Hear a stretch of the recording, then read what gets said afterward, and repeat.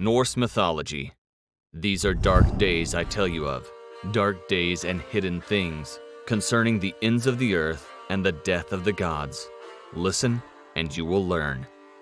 What you just heard is an excerpt from Neil Gaiman's Norse mythology.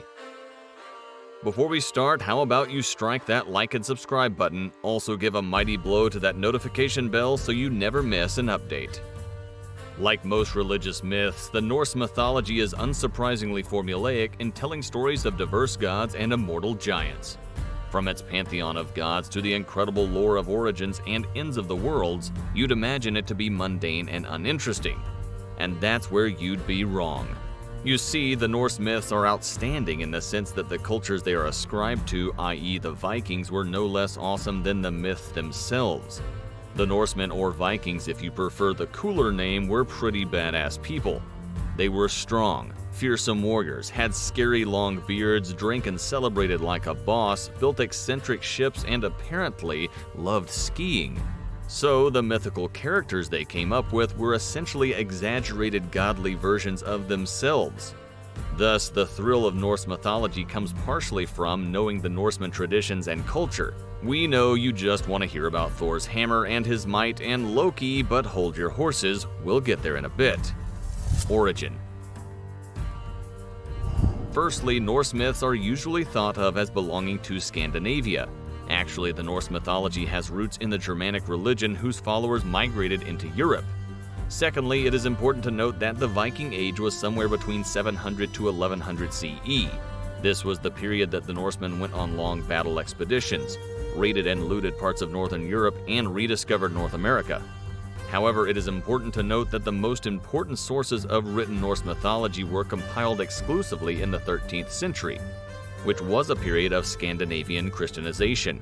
The compilations are called the Poetic Edda, a compendium of poems relating to the subject matter, and Prose Edda composed by Snorri Sturluson. Other minor but important sources apart from the archaeological discoveries of pictorial stones, amulets, and pendants include sagas, a collection of Viking tales and voyages in Old Norse. The Christian perception of Viking gods leads to two important effects. One, we see some themes of Christian theology, like the Second Coming and Apocalypse, overtaking the Norse myths. And two, we see the description of the Nordic pantheon merging and forming an amalgam with the Greek and Roman pantheon. This is why we see a lot of association between the Norse and Greco-Roman pantheons, e.g. Nordic Thor and Freya, being associated with Roman Jupiter and Isis respectively. The beginning. Before there was anything, there was Surtur. Surtur, an immortal giant, is the protector of Muspell and is stationed there till the end of the world, or Ragnarok. Muspell is the northern world and is nothing but fire and lava.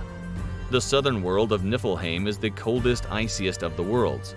In the beginning there was nothing but heavy, thick mist between Muspell and Niflheim.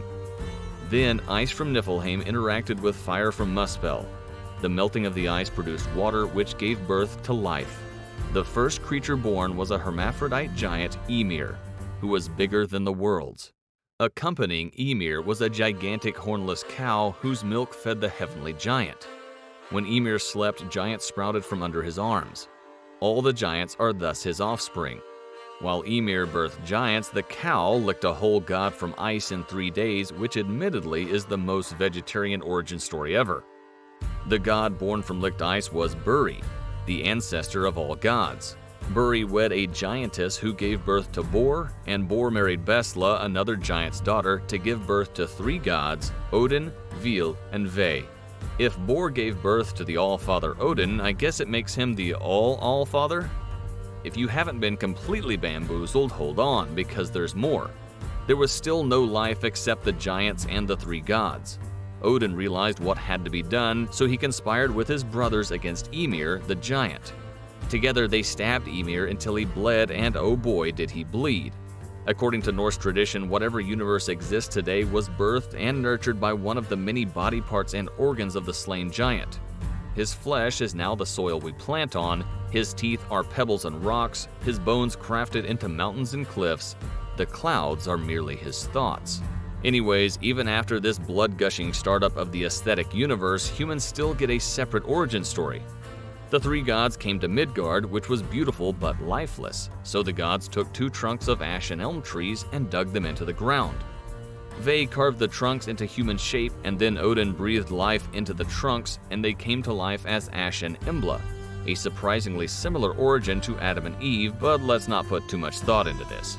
Veal gave the first humans free will and drive, and here we are making fun of his efforts. Veal will be disappointed. Pantheon. As we've already established, the Norse pantheon is a pretty large collection of gods and goddesses, conventionally categorized into groups based on seniority and organized into families. Apart from gods, there are giants and elves, and superhumans championed by All-Father Odin.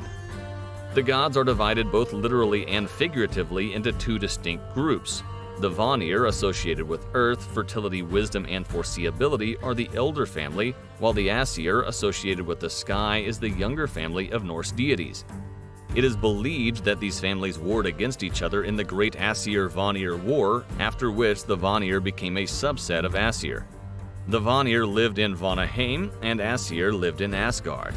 Vanir comprises of Freyr, the king god of virility and peace, Freya, the shaman goddess of fertility and sex, and their father Njord, the god of sea and fertility. So basically a lot of focus is placed on fertility by the elders in both gods and men. The Aesir essentially has all the famous share of deities, especially if you're a Marvel fan. The most famous of the Aesir deities is Thor, the god of thunder and protector of Midgard and Asgard. Thor is also the farmer's god and is the strongest, mightiest of the deities.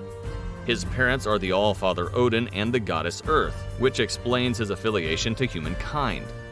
Odin is the god of war, and perhaps if not the most, Odin is still one of the revered gods in Norse mythology. Odin also has a lust for wisdom, the power to see the future, and magic with which he could turn the tide during battles against his enemies. Interestingly, if you carefully observe, you could see a pattern of inherent Norseman traits being presented as traits of gods. Battles and raids were characteristically a Viking thing, so having Odin makes sense. Similarly, Odin's son Tyr, Thor's half-brother, is also a god of war but also a god of justice. Having a god of war and justice is an extension of the fact that despite being a belligerent civilization, the Vikings did have tenets of democracy and legal systems. Balder, the prettiest of all gods, indicates that the Norsemen emphasize beauty, and Ural, the god of snow and patron-in-chief of skiers, highlights that battle-hard Icelanders were immensely fond of skiing. There's also Heimdallr, who is a watch god. Heimdallr has super hearing and super sight, and he also has the Gjallarhorn, once a possession of the god of wisdom, Mimir. It is the responsibility of Heimdallr to keep the 9 realms safe. 5 of the 9 realms have been discussed, namely Asgard, Midgard, Vanaheim, Niflheim, and Muspel. The remaining realms, according to Edith Hamilton, are Alfheim, home to beautiful elves, Svartalheim, home to dwarves who are the pioneers of Norse technology. Everything from Thor's Mjolnir to his wife Sif's golden hair has been crafted by the dwarves. Jotunheim, home to the trolls and birthplace of the biggest figurative troll, Loki. Loki is by far the most interesting deity in Norse mythology. On the one side, he is the god of mischief, a self-centered, shape-shifting troublemaker described as having a duplicitous character. On the other hand, the handsome god rebuilds what he has helped destroy and thus can rewind the god's anger. As Neil Gaiman puts it, he is tolerated by the gods, perhaps because his stratagems and plans save them as often as they get them into trouble. Loki makes the world more interesting but less safe. He is the father of monsters, the author of woes, the sly god.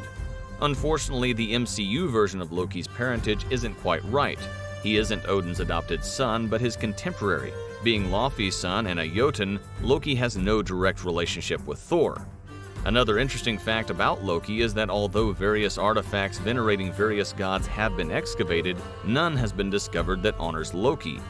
This shows that the Norsemen had favorites among gods, and some they even resented.